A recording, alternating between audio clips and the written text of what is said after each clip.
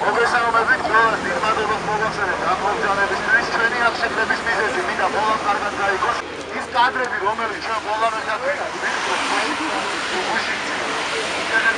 საშუალებით, ისევე კონტროლებს და ადაპტირებს საქართველოს ვაჭრებს იყო კრიმინალური ჯგუფის ხელში. ათეულობით 1000 ადამიანს შეეხო ეს რეჟიმი. ჩემი აზრით, საქართველოს სირცხვილია ის, რომ ბავშვების გარეთ კედელზე კიდია დამნაშავე და მკვლელის სურათი. ეს სურათი უნდა ჩამოიხსნას.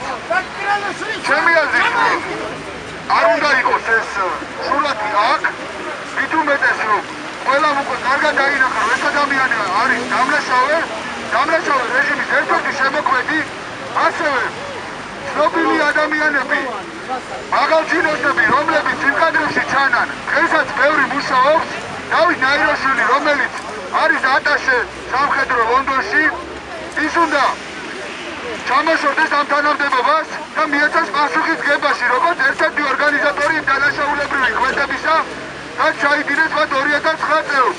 კერძოდ გია კრიალაშვილის მკვლელობა და რამდენიმე ადამიანის დაჭრა. ეს არის დამნაშავე ორგანიზაცია, რომელსაც ყავდა დამნაშავე ლიდერები. და დღემდე ამ ორგანიზაციის კედელზე გამოკრულია ბანერი „გავათავისუფლოთ ვანო მერაბიშვილი“. ჩვენ აუცილებლად მოვიწყოთ ამ ბანერის ჩამოხსნას. ამ ორგანიზაციაზე უნდა იყოს მხოლოდ ის ბანერები გაკრული, რომელიც დღეს აქციის მონაწილეებს უჭირავს ხელში. მაღალი თანამდებობის წევრები დანაშაული კერძოდ როგორ იძლევა მკვლელობის შეხვედრას იმანე მერაბიშვილი, კადრებში ასევე ჩანს კოდუა დათა ახალაია, ასევე რივით არგამაძემ განაცხადა, რომ ის ბრძანდებოდა იქ, ასევე გიორგი არველაძემ განაცხადა იმედს მაშინდელმა გენერალურმა დირექტორმა, რომ ის ბრძანდებოდა.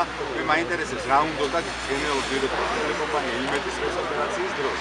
შესაბამისად აქ იქთვის ნიშანი არ ჩანს ის ჭკუილი, რაც მერაბიშვილმა მოიგონა, ალბათ საღამოთ უყურა და ამ საკანში გადაცემას და მე მოიფიქრა, რომ ის შეიძლება და ეს არის ჩვენთვის მიუღებელი და არადამაჯერებელი.